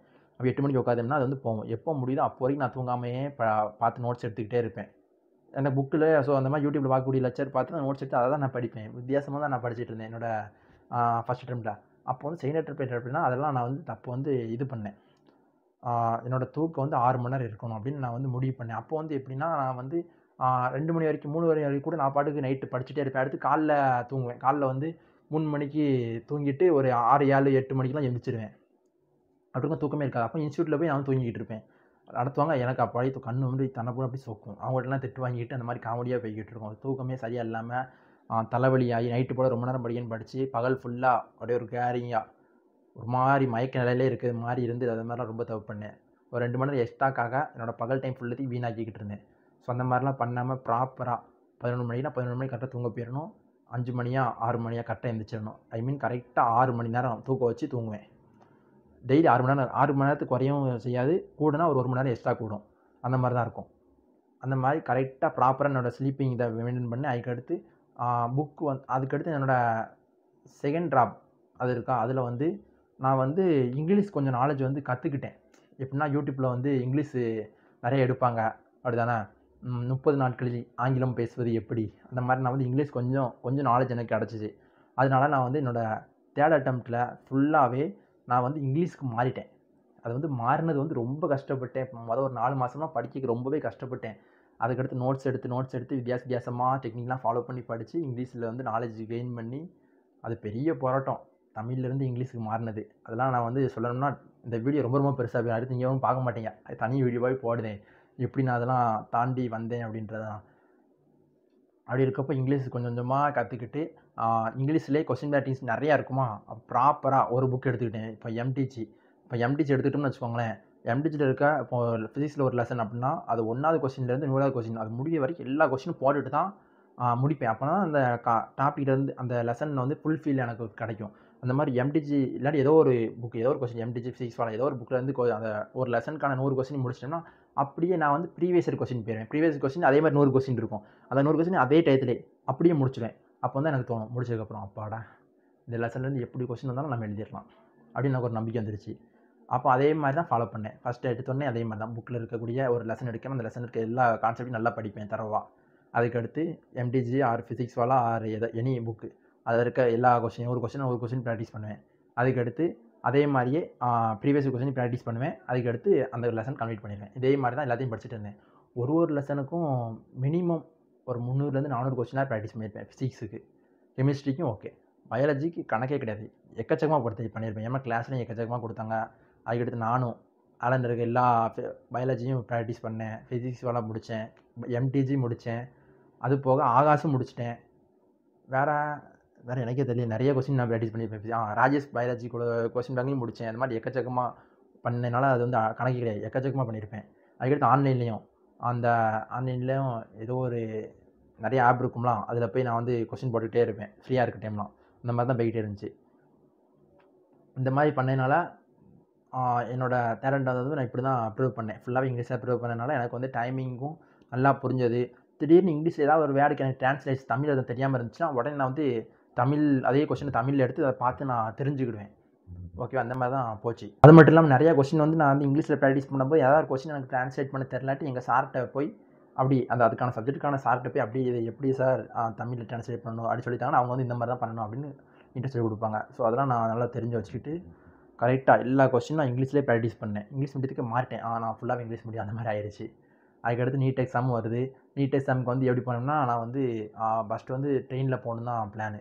ட்ரெயின் வந்து போயிட்டுனா அங்கேருந்து என்னோடய சென்டர் வந்து திருநெல்வேலி. தென்காசிலேருந்து திருநெல்வேலிக்கு நான் போகணும். திருநெல்வேலி அங்கே ரொம்ப தூரம் இருக்குமோ, ஒரு வேளை அங்கேருந்து நம்மளுக்கு ட்ரெயின் ரயில்வே ஸ்டேஷன்லேருந்து சரியான டயத்துக்கு நல்லா இன்ஸ்டியூட்டுக்கு அந்த சென்டருக்கு போக முடியாது, எக்ஸாம் சென்டருக்கு போக முடியாது அப்படின்னு ஒரு பயத்தில் ட்ரெயினில் போகாமல் பைக்கில் கிளம்பிட்டேன். பஸ்ஸு வந்து எனக்கு வந்து வாமிட் வர்ற மாதிரி ஒரு ஃபீல் இருக்கும் பஸ்ஸில். அப்படி இருக்கும்போது சரி வேண்டாம், தேவையில்லாமல் உடம்பு டயர்டாயிரும் அப்படின்ட்டு பைக் வச்சிருந்து நான் பைக்லேயே போயிட்டேன். ஸோ பைக்கில் போயிட்டு கொஞ்சம் டயர்டாக இருந்துச்சு. பட் நான் வந்து ஒரு 4 மணி நேரம் முன்னாடியே போனதுனால அங்கே கொஞ்சம் ரெஸ்ட் எடுத்து கொஞ்சம் நார்மலாகியாச்சு. அந்த மாதிரி தான் நடந்துச்சு. இன்னொரு முக்கியமான விஷயம் சொல்ல மறந்துட்டேன். அந்த செகண்ட் அட்டெம்ப்ட்டில் வந்து 417 மார்க் எடுத்தேனா, எடுத்ததுமே எங்கள் அப்பா வந்து சீட்லாம் கிடச்சோம். 80 மார்க் கூட எடுத்திருக்கேன் போன வருஷத்தோட கட் ஆஃபோட. அப்படி இருக்கப்போ எங்கள் அப்பா வந்து சந்தோஷத்தில் வந்து என்ன பண்ணிட்டாருன்னா, நான் வந்து பைக் எடுத்து கேட்டேன். சும்மா எனக்கு ஃபுல்லாகவே கவர்மெண்ட் ஸ்கூலில் தான் படித்தேன், எந்த ஒரு செலவுமே அப்பாவுக்கு வரல, வைக்கல, எல்லாமே நம்ம நீட்டாக தான் படிச்சிருக்கோம் அப்படின்ட்டு, எப்போ பைக் எடுத்தா எனக்கு சரி கிடச்சிரும் அப்படின்னு நான் சும்மா தான் சொன்னேன். அப்பாவும் யோசிச்சுட்டு சரி எடுத்தாரேன் அப்படின்னு சொல்லிட்டு எடுத்து வந்துட்டாங்க. கடைசியில் சீட்டே கிடைக்கல. அதெல்லாம் தெரிஞ்சிருக்கும். அதுக்கடுத்து என்னென்னா எனக்கு வந்து ரொம்ப வருத்தமாக போயிடுச்சு. அதுவும் எனக்கு ஒரு வருத்தம். ஐயோ நம்ம அப்பா வந்து நம்மளுக்கு கஷ்டப்பட்டு பைக்லாம் எடுத்து வந்துட்டாரு. பட் நம்ம வந்து அதுக்கான ஏமாற்றிட்டோமே, பேரண்ட்ஸை ஏமாற்றிட்டோமே அப்படின்னு ஒரு எண்ணம். அதனால என்னென்னா, அதனாலே நான் வந்து பைக்கே ஓட்டாமல் எடுத்த புது வண்டி அப்படியே இருக்குது வீட்டுக்குள்ளே. அவ்வளோதான், 1 வருஷமாக எடுத்து 1 மாதம் ஓட்டியிருப்பேன். அதுக்கடுத்து ஃபுல்லாக வீட்டுக்குள்ளே தான் இருந்துச்சு. ஆனால் அடுத்து நான் 3rd ஸ்டாண்டர்ட் உட்காந்து ப்ரிப்பேர் பண்ண ஆரம்பிச்சிட்டேன். நான் பாட்டுக்கு படிச்சுக்கிட்டே இருக்கேன். பைக் பாட்டுக்கு ஒரு பக்கம் நின்றுக்கிட்டே இருக்கும். ஒரு ரூ. 100 பெட்ரோல் போட்டோம்னு வச்சுக்கோங்க, நான் வந்து ஓட்டாமல் போட்டக்கூடாது. ஏதாவது ஆயிரம் இன்ஜின் எதுவும் எதாவது ஆயிரும். அந்த மாதிரினால என்னோடய இன்ஸ்டியூட்டுக்கு வந்து நான் பைக்கில் தான் போயிட்டு வருவேன். அங்கேயே நிற்க இடம்லாம் உண்டு. அதனால் நான் போயிட்டு தான் வருவேன். ரூ. 100 பெட்ரோல் போட்டோம்னா 2 வாரம் 3 வாரத்துக்கு ஓட்டுவேன். இன்ஜின் பக்கம் தானே, ஒரு 2 கிலோமீட்டர் தான் வீட்டிலேருந்து. அதனால் ஒரு 3 வாரம் நான் 3 வாரத்துக்கு ஓட்டேன். 1 மாதம்லாம் ஓட்டியிருக்கேன் ரூ. 100 பெட்ரோல் போட்டு. மொத்தம் 1 வருஷம் ஃபுல்லாகவே பைக் எடுத்துகிட்டு அந்த 1 வருஷம் முடியலை. என்னோட 3rd அட்டெம்ப்ட் நான் முடிக்கிறது வரைக்கும் நான் பைக் வந்து அந்தளவுக்கு எடுத்து வெளியே எங்கேயுமே போனது கிடையாதா. அப்படி இருக்கப்போ நான் மொத்தமே ஒரு ரூ. 1000 தான் பெட்ரோலே போட்டிருப்பேன். அந்த ஒரு வருஷத்தில் பைக்கே எடுக்கலாம். அது எப்படியாவது நம்ம வந்து எடுத்து கொடுத்துட்டாரு. அப்போ நம்ம ஏமாத்துறதுக்கு அந்த 3rd அட்டெம்ப்ட்டில் ரொம்ப பயங்கரமாக நான் படித்தேன். அது சொல்லவே முடியல. பயங்கரமாக படித்தோம். எங்கள் வீட்லேயுமே ரொம்ப சப்போர்ட்டிவாக இருந்தாங்க. எப்படின்னா அம்மா அப்பாலாம் டீ கொண்டு வந்து கொடுக்கறதுக்கு, எப்போ கேட்டாலும் உடனே டீ கொண்டு வந்து கொடுக்க. அதுக்கடுத்து அப்பாட்டலாம் இப்போ திடீர்னு நான் நிறைய நோட்ஸ் எழுதுவேனா, அப்போ பென்லாம் காலியாக போயிடும். அப்போ எனக்கு ஒரு பென் வேணும் அப்படின்னு சொன்னோன்னா, அப்பா வந்து உடனே ஒரு செட்டு பெண்ணே வாங்கிட்டு வந்துடுவார். 10 பென் இருக்குமோ அந்த மாதிரியே வாங்கிட்டு வந்துடுவார். ஆனால் அதுவும் டக்குன்னு காலியாக போய்கிட்டே இருக்கும். அதெல்லாம் ரொம்ப சப்போர்ட் பண்ணாங்க. அவங்களே பாராட்டியாமல் அடுத்து தம்பிங்க அண்ணங்கள்லாம் நான் தூங்கிட்டோம்னு வச்சுக்கோங்க, உடனே வந்து எழுப்பி விட்டு உடனே கடையில் தான் வாங்கிட்டு வந்து கொடுத்து அந்த மாதிரிலாம் நல்லா சப்போர்ட் பண்ணாங்க வீட்லேயும். அதுக்கடுத்து நான் இருக்கப்போ டிவி பார்க்காம, செல்லு பார்க்காம, ஏன்னா எனக்கும் ஆசை வந்துடும் செல்லு பார்க்க, டிவி பார்க்க. அந்த மாதிரி அவங்களாம் கரெக்டாக இருந்தாங்க. என் ரூமில் வந்து டிஸ்டர்ப் பண்ணாமல். என்னோட 3rd அட்டெம்ப்ட்டில் வந்து 418 மார்க் நான் வந்து ஃபைனலி எடுத்தேன். ரொம்ப சந்தோஷமாக இருந்தது. 418 மார்க் எனக்கு சந்தோஷமாக இல்லை, ரொம்ப சோகமாக தான் இருந்துச்சு. ஐயோ நம்ம போன வருஷம் 417 மார்க் எடுத்தோம், இந்த தடவை 418 மார்க் எடுத்துருக்கோம், 1 மார்க் தான் கூட எடுத்துருக்கோம் அப்படின்ட்டு.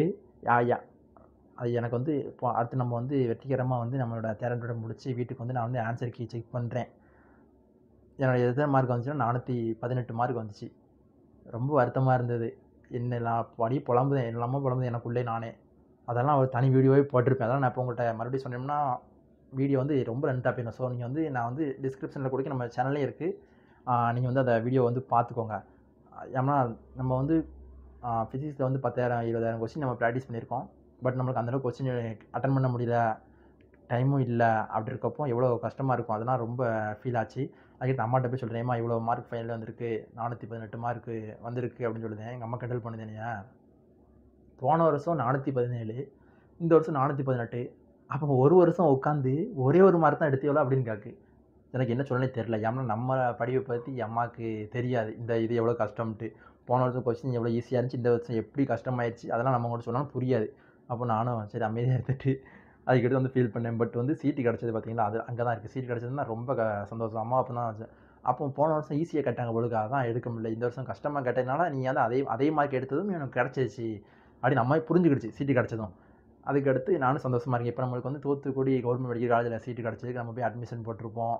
அதெல்லாம் லாக் பண்ணிட்டு போனால் நம்ம சேனலில் இருக்குது, பார்க்காதவங்க பாருங்கள், நல்லாயிருக்கும், ஜாலியாகவே இருக்கும். இந்த நியூஸ் ஸ்டோரி வந்து ஓரளவுக்கு மேலோட்டமாக அங்கேயும் குழப்பி சொல்லிட்டேன். ஏன்னா அப்லோட் பண்ணாமல் ஒரே டேக்லேயே நான் அந்த மாதிரி பேசிக்கிட்டு இருக்கேன். அதனால் அந்த அளவுக்கு வரல. ஒரு 2-3 டேக்லேயே நான் பேசிக்கிட்டு இருக்கேன். ஸோ அங்கேயும் குழம்பி தான் இருக்கும். பட் உங்களுக்கு வந்து புரியும்னு நினைக்கிறேன் என்னோடய ஸ்டோரி. நான் வந்து இந்த 2 ட்ராப்பில் என்னென்ன மாதிரி ப்ராப்ளம்லாம் ஃபேஸ் பண்ணேன்னா, நிறையா வந்து ஓவர் திங்கிங். ஐயோ நம்ம வந்து அடுத்தடுத்த வருஷம் எழுதிக்கிட்டே இருக்கோம், சரியாக படிக்கவும் தெரியாமல் எப்படியோ படிச்சுக்கிட்டு இருக்கோம். தமிழ் மீடியத்துலேருந்து ரொம்ப கஷ்டப்பட்டுட்டு இருக்கோம். இந்த வருஷம் நமக்கு கிடச்சிருமா கிடைக்காதா, அந்த மாதிரி நிறைய ஓவர் திங்கிங் இருக்கும். அப்போ வந்து நான் என்னன்னா, நான் வந்து ஒரு எய்ம் வச்சேன். நான் வந்து இந்த காலேஜுக்கு போணும் அப்படின்னு ஒரு எய்ம் வச்சேன். எய்ம் வச்சு அந்த காலேஜோட ஸ்டிக்கர்லாம் நான் வந்து ஒட்டினேன். அந்த மாதிரி ஓவர் திங்கிங்லாம் வர டயத்தில் இந்த இடத்துலலாம் ஒட்டியிருக்கேன். இந்த தெரியுதா அந்த ஒட்டின இடம் A4 சீட்டில் பிரிண்ட் எடுத்து அந்த காலேஜ் வந்து ஒட்டினேன். அது என்ன காலேஜ்னு சொன்னால் நீங்கள் வந்து கிண்டல் பண்ணுவீங்க. நான் வந்து எய்ம்ஸ் டெல்லி அந்த காலேஜ் தான் எய்ம் வச்சுருந்தேன். அங்கே போகணும் செம்மையாக இருக்கும் அப்படின்னு நான் ஒரு எய்ம் வச்சுருந்தேன். அதுக்கு வந்து நம்ம வந்து டாப் 100க்குள்ளே வரணும் ஆல் இண்டியா ரேங்க். அப்போ அதுக்கு நம்ம எந்த அளவுக்கு படிக்கணும் அப்படின்னு கஷ்டப்பட்டு இந்த மாதிரி ஓவர் திங்க் பண்ணக்கூடாது, இந்த மாதிரி தேவையில்லாம் யோசிக்கக்கூடாது. இந்த மாதிரி தேவையில்லாமல் சோசியல் மீடியா தெரியும் யூடியூப் போய் சப்ஜெக்டையும் தாண்டி எதுவும் இடையில வீடியோ ஆட்ஸில் அந்த மாதிரிலாம் போயிடக்கூடாது. தேவையில்லாத இடத்துக்கு அந்த மாதிரிலாம் யூடியூப்பில் தேவையில்லாத ரீல்ஸ் திடீர்னு ப்ளே பண்ணாலுமே யோசிப்பேன். இந்த மாதிரிலாம் பண்ணால் அப்போ என்னோடய டேபிள் இப்படி இருக்கும். நான் இதை பார்ப்பேன்.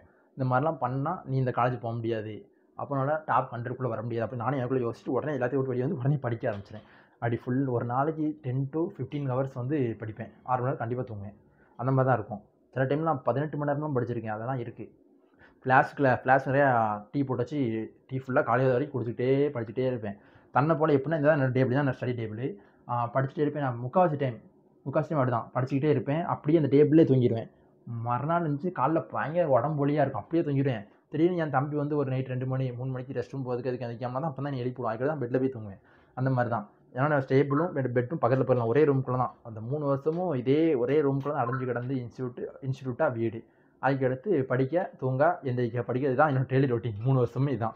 கிண்டலாம் பண்ணுவாங்க என் தம்பிங்கலாம்.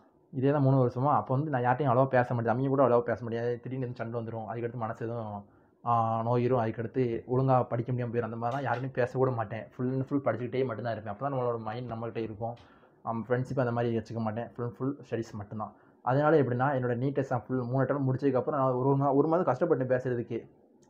இந்த மாதிரி பேசணும் வைக்கணும் அந்த மாதிரிலாம் எனக்கு தெரியல, மறந்து போச்சு எல்லாமே. அதுக்கு அது ஒரு வருஷமாக ஒரு மாதம் கொஞ்சம் ஸ்ட்ரகிள் பண்ணி கஷ்டப்பட்டு அதுக்கடுத்து தான் இப்போ நல்லா ஆகிட்டேன். யூடியூப்லேயுமே அந்த டைமில் வீடியோ எடுக்கும்போது பேசுறதுக்கு கஷ்டப்பட்டேன். ஃபுல் அண்ட் ஃபுல் வாய் முடி வச்சு மனசுக்குள்ளே படித்து அந்த மாதிரிலாம் இருக்கப்போ அதுக்கடுத்து ஒரு புது உலகத்துக்குள்ள வந்த மாதிரி இருக்குது. நீட் டெஸ்ட் எல்லாம் முடிச்சு வந்ததுக்கப்புறம் அதுக்கடுத்து தான் சோசியல் மீடியாவுக்குள்ளே வரோம், எல்லாமே ஏற்றுறோம், இன்ஸ்டாகிராம் எல்லாமே. ஸோ அது வந்து ரொம்ப டிஃப்ரென்ஸாக இருந்துச்சு. நான் வந்து படிக்கிறது நோட்டி என்னோட கொரோனா டயத்தில் வந்து இன்ஸ்டாகிராம் நிறைய ரீல்ஸ் போட்டுகிட்டே இருப்பேன் இன்ஸ்டாகிராமில். அப்போ நல்லா வியூஸ் போச்சு. 10,000 20,000 ஃபாலோவர்ஸ் நல்லா ஏறிச்சு. அதுக்கடுத்து நான் படிப்புக்குள்ள வந்ததுக்கப்புறம் எல்லாத்தையும் தூக்கி போட்டு வந்தேன்னா, இப்போ நான் இன்ஸ்டாகிராமில் போய் ஒரு வீடியோ போட்டாலும் வியூஸே போக மாட்டேங்குது. ஒரு 10 20 100 அந்த மாதிரி தான் போகுது. 100 200. ஸோ அதெல்லாம் நான் கேர் பண்ணிக்கிறதே கிடையாது. ஏன்னா இதுதான் நம்மளோட உண்மையான சக்ஸஸ். அது கிடையாது. அது வந்து நம்ம எப்போனா காலவரத்தி அந்த மாதிரி. ஸோ அதெல்லாம் இல்லாமல் இதில் கான்சன்ட்ரேட் பண்ணி நம்மளோட எய்ம் அச்சீவ் பண்ணது இப்போ ரொம்பவே சந்தோஷமாக இருக்குது. நிறையா பேர் யூடியூப்லேயுமே கமெண்ட் பண்ணுறீங்க.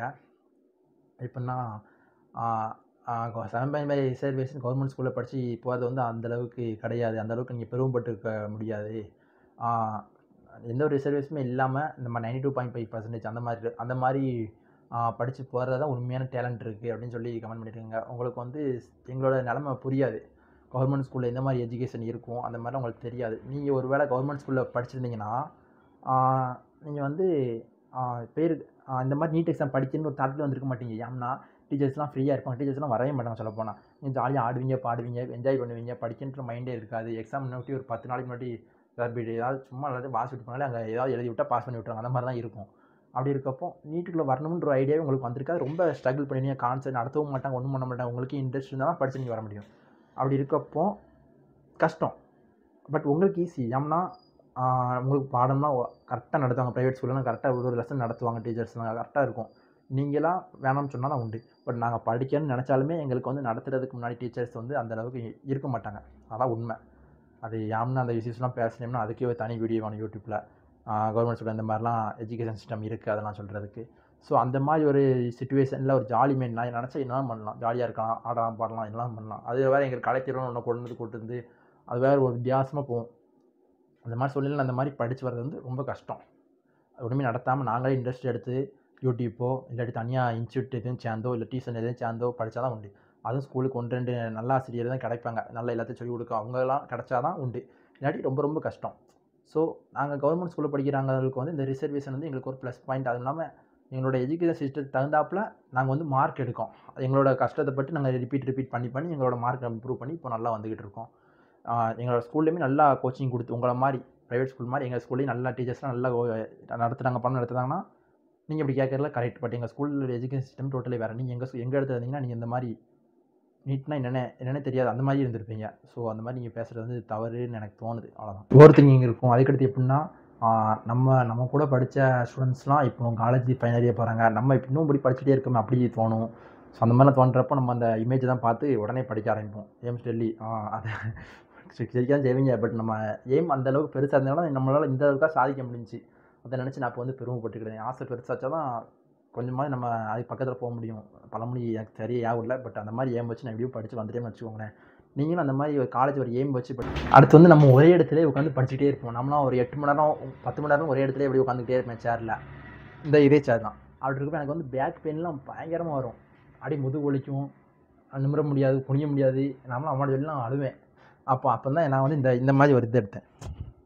இந்த இதில் வந்து அந்த மாதிரிலாம் கிடையாது. இந்த மாதிரி தான் ஒரு பஞ்சு மாதிரி ஒன்று எடுத்து பின்னாடி வச்சுட்டு தான் அப்படி இருப்பேன். இது கொஞ்சம் எனக்கு வந்து பரவாயில்லாமல் இருக்கும். அந்த மாதிரி நிறைய ஃபேஸ் பண்ணுவேன். முதுகுலாம் ஒரு பயங்கர மணிக்கணும் உட்காந்துட்டே தான் இருப்போம் சேர் மாதிரி. அப்படி இருக்கப்போ என்ன பண்ணுவேன்னா என்னோடய தேர்ட் அட்டெம்ப்ட்டில் தான் டெய்லி வந்து காலைல ஒர்க் அவுட் பண்ணுவேன். ஒர்க் அவுட் வீட்டிலே எந்த ஒரு எக்யூப்மெண்ட்டும் இல்லாமல் அந்த ஆப்லாம் உண்டு ஆன்லைனில், ஹோம் ஒர்க் அவுட் ஆப் அப்படின்லாம் உண்டு. அதெல்லாம் ஏற்றி அதில் ஏதாவது ஒரு ஆப்ஸ் கொடுத்து ஒரு மணி நேரம் டெய்லி ஒர்க் அவுட் பண்ணுவேன். அப்படி ஒர்க் அவுட் பண்ணுறப்ப எனக்கு வந்து ஸ்ட்ரெஸ்லாம் பறந்துடும். ஸ்ட்ரெஸ் இருக்காது, மைண்டு ஃப்ரீயாக இருக்கும். டெய்லி காலைல 6 மணிக்கு எழுந்துச்சு ஒர்க் அவுட் பண்ணுவோன்னா அப்போ மைண்ட்லாம் ஃப்ரீயாக இருக்கும். குளிச்சதுக்கப்புறம் மைண்ட்லாம் ஃப்ரீயாகிடும். அந்த டெய்லி 1 மணி நேரம் ஒர்க் அவுட் பண்ணிகிட்டே இருப்பேன். தொடர்ந்து எப்படின்னா எக்ஸாமுக்கு ஒரு 2 மாதம் முன்னாடி வரைக்கும் டெய்லி ஒர்க் அவுட் பண்ணேன். எனக்கு மாக் டெஸ்ட் வந்து என் கிளாஸில் இன்ஸ்டியூட்டில் ஆரம்பிச்ச வரைக்குமே ஒர்க் அவுட் பண்ணிகிட்டே இருப்பேன்.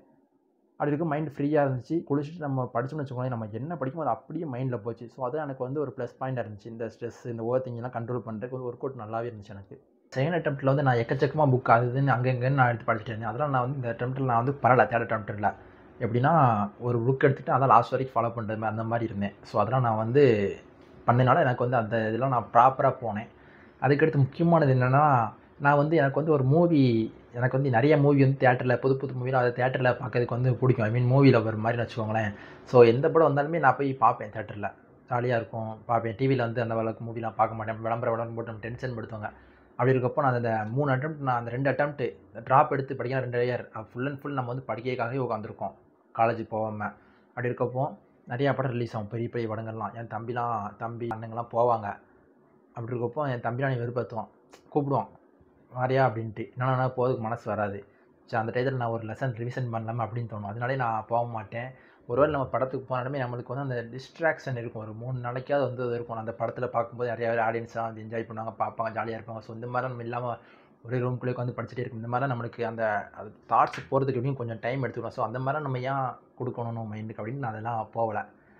பட் அதுக்காக சேர்த்து மாற்று இப்போ எக்ஸாமில் எழுதி முடிச்சு இப்போ சீட்டு கிடச்சி தெரிஞ்சாலும் நான் பயங்கரமாக போய்கிட்டு தான் இருக்கோம். எல்லா படத்துக்குமே போய் என்ஜாய் பண்ணிட்டு தான் இருக்கோம். ஸோ அதான் பிரச்சனை இல்லை. இப்போ நீட் எக்ஸாம் முடிஞ்சு ஒரு 3 மாதம் ஆயிடுச்சு. இந்த 3 மாதத்தில் வந்து நான் என்ன ஒரு முடிவு எடுத்தேன்னா, நீட் எக்ஸாம் எடுத்து முடிச்சோன்னா என்ன முடிவு எடுத்தோம்னா நம்ம வந்து இங்கிலீஷ் நல்லா கற்றுக்கிடணும். ஏன்னா எம்பிபிஎஸ் மேக்ஸிமம் எப்படியும் ஃபுல்லாகவே இங்கிலீஷில் தான் இருக்கும் எல்லா லெசனும். நம்ம இங்கிலீஷில் தான் படிச்சு ஆகணும், இங்கிலீஷ் தான் எக்ஸாம் எழுதி ஆகணும். ஒருவேளை இங்கிலீஷ் தெரியாமல் நம்ம அங்கே போய் இருந்தோம்னா நம்ம நிறைய அரியர் வச்சு ரொம்ப போயிடுவோம் அப்படின்னு ஒரு பயத்தில் ஒரு ஸ்போக்கன் இங்கிலீஷ் ஆன்லைனில் வந்து அசோக சக்கரா ஸ்போக்கன் இங்கிலீஷ் கிளாஸ்னு ஒன்று யூடியூப் சேனலில் பார்த்தேன். உங்களுக்கு கான்டெக்ட் பண்ணி இப்போ அதான் ஒரு 3 மாதம் கோர்ஸ் போடுறேன். அந்த 3 மாதம் கோர்ஸில் தான் இப்போ போய் படிச்சுக்கிட்டு இருக்கேன். இப்போ டென்த்ஸ்லாம் எனக்கு சொல்லி கொடுத்துட்டாங்க. ஸோ டென்த்தில் எனக்கு ஒரு ஐடியா கிடச்சிருச்சு. அதுக்கடுத்து நிறையா இங்கிலீஷ் நிறையா கொஞ்சம் கொஞ்சமாக அப்படி கிராமர்லேருந்து எல்லாமே கொஞ்சம் கொஞ்சமாக ஒரு டெய்லி 1 மணி நேரம் அப்படி நடத்திக்கிட்டு இருக்காங்க. நல்ல யூஸ்ஃபுல்லாக இருக்குது. இங்கிலீஷ் நான் கொஞ்சம் கற்றுக்கிட்டேன். இப்போ தான் இங்கிலீஷில் பேச நல்லா இங்கிலீஷில் பேச முடியும். ஒருத்தர் நான் வாசிக்கவே நல்லா அண்டர்ஸ்டாண்ட் பண்ணிக்க முடியும். ஸோ நல்லாயிருக்கு. இங்கிலீஷ் நாலேஜ் வந்து கொஞ்சம் கொஞ்சம் வந்துருச்சு. அதனால் ஹாப்பி. காலேஜ் போய் தைரியமாக ஃபேஸ் பண்ணிடுறேன். ஒரு தைரியம் கிடச்சிருச்சு. இன்னும் போய்கிட்டு தான் இருக்குது. இப்போ லாஸ்ட் மாதத்தில் இருக்கேன். காலேஜ் போவேல இங்கிலீஷ் கோர்ஸ் முடிச்சிடுவேன். கோர்ஸ் முடிச்சு சர்டிஃபிகேட்டும் வாங்கிடுவேன்.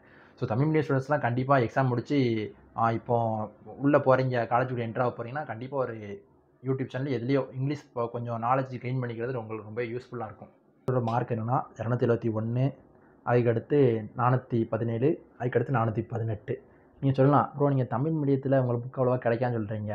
பட் நிறைய சோர்ஸ் இப்போ வந்துருச்சு. நீட் எக்ஸாம் ஆரம்பிச்சு எவ்வளோ நாள் ஆயிடுச்சு, எவ்வளோ வருஷம் ஆயிடுச்சு. கண்டிப்பாக டெவலப் ஆகி நிறைய புக் வந்திருக்குன்னு நீங்கள் சொல்லலாம். வந்திருக்கு, இப்போ வந்திருக்கு. அது வந்து பெரிய பெரிய இன்ஸ்டியூட் வந்து அவங்களே புக் வந்து ரெடி பண்ணியிருக்காங்க. அது வந்து நம்ம அந்த இன்ஸ்டியூட்டில் படித்தா நம்மளுக்கு கிடைக்கும். அதை நீங்கள் புரிஞ்சுக்கணும்.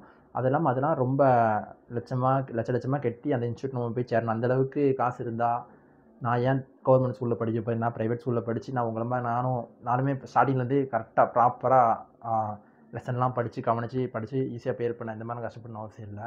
அந்த மாதிரிலாம் எங்களுக்கு வந்து புக் வந்து கிடைக்காது. ஸோ நாங்கள் வந்து இந்த மாதிரி தான் எங்களுக்கு கிடைக்கும். ராஜேஷ் புக்குமே காஸ்ட்லி தான் சொல்லப்போனால். நீங்கள் வந்து பயாலஜி புக் வந்து நீங்கள் வந்து ஒரு 300 ரூபாய்க்கு 2 புக்குமே வாங்குறீங்கன்னா இது வந்து ஒரு புக்கே 550 ரூபா 600 ரூபா. அந்த மாதிரி. ஸோ வந்து எங்களுக்கு புக்குமே கிடச்சா நான் வாங்கிடுவோம் எவ்வளோ ரூபா கொடுத்து. பட் அந்த மாதிரி பெரிய பெரிய இன்ஸ்டியூட்டில் இருக்க புக்கெலாம் எங்களால் வாங்க முடியாது. அந்த இன்ஸ்டியூட் படிக்கிறவங்க மட்டும் தான் கொடுப்பாங்க. ஸோ அப்படி இருக்கும் அது இப்போ தான் வந்திருக்கு. அதனால் ரொம்பவே ஸ்ட்ரகிள் பண்ணோம். ஸோ தமிழ் மீடியம் ஸ்டூடெண்ட்ஸ்லாம் யார் ப்ரிப்பேர் பண்ணுறீங்கன்னா நீங்கள் வந்து உங்களோட கஷ்டத்தை வந்து நீங்கள் கமெண்டில் பண்ணுங்கள். நான் வந்து அதை ரிப்ளை பண்ணுறேன். அதுக்கடுத்து தமிழ் மீடியத்துக்கு வந்து நிறையா கொஸ்டின் சால்விங்லாம் இல்லை. எனக்கு தமிழ் மீடியத்துக்கு புக்கே கிடையாது. எதுவும் லெசன்ஸ் கொஸ்டின் சால்விங் செஷன் யூடியூப்பில் பார்த்தோம்னா அந்த மாதிரிலாம் இருக்காது தமிழ் மீடியத்துக்கு. ரொம்ப ரொம்ப ஃபியூ வீடியோஸ் தான் இருக்கும். ஸோ நான் ஏதாவது எனக்கு டைம் கிடச்சா நான் ஏதாவது தமிழ் மீடியம் ஸ்டூடெண்ட்ஸ்க்கு ஏதாவது லெசன் ஏதாவது கொஸ்டின் சால்விங் பண்ணுறது அந்த மாதிரி ஏதாவது ட்ரை பண்ணுறேன். ஓகேவா? இந்த வீடியோ வந்து கண்டிப்பாக உங்களுக்கு யூஸ்ஃபுல்லாக இருந்திருக்காது. பட் என்னோட நீட் ஸ்டோரியை சொன்னேன். என்னோட கஷ்டத்தை நீங்கள் புரிஞ்சிருப்பீங்க. நீங்கள் யார் இந்த மாதிரி கஷ்டம் தமிழ் மீடியம் ஸ்டூடெண்ட்ஸ் யாரும் கஷ்டம் ஃபேஸ் பண்ணியிருந்தா சொல்லுங்கள். ஓகேவா? இது நான் மேலோட்டமாக குழப்பி சொல்லியிருப்பேன். எந்த மாதிரி வீடியோ கொண்டு போகணும்னு தெரியாமல். ஸோ அட்ஜஸ்ட் பண்ணிக்கோங்க. எதுவும் நீங்கள் குறிப்பாக இதை பற்றி நீங்கள் தெரிஞ்சுக்கணும் அப்படின்னா எனக்கு வந்து கமெண்ட் பண்ணுங்கள். நான் வந்து தனியாக வீடியோ போடுறேன். இந்த வீடியோ வந்து லைக் பண்ணுங்க. அப்போ நிறைய ஸ்டூடெண்ட்ஸ்க்கு போய் சேரும். ஓகேவா? கண்டிப்பாக மறக்காமல் நம்ம சேனலை சப்ஸ்கிரைப் பண்ணிடுங்க. பாய்.